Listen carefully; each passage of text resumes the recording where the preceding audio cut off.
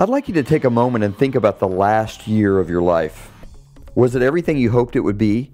Did you do the things you wanted to do, accomplish the things you wanted to accomplish? If you answered no to any of those questions, ponder this.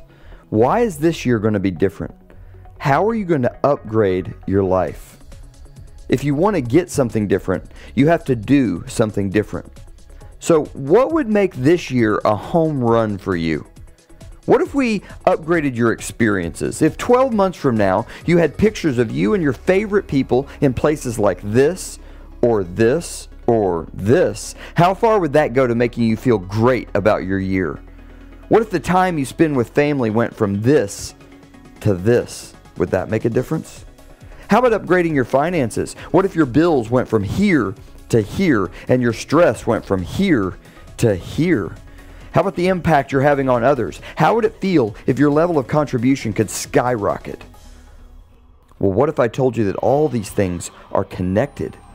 What if, by making a simple decision and with the help of a sign, yeah, that kind of sign, you could check off bucket list items, connect deeply with the people you love, eliminate debt, reduce stress, and really make an impact for good? Well, you can. And it starts with simply watching a 15-minute video.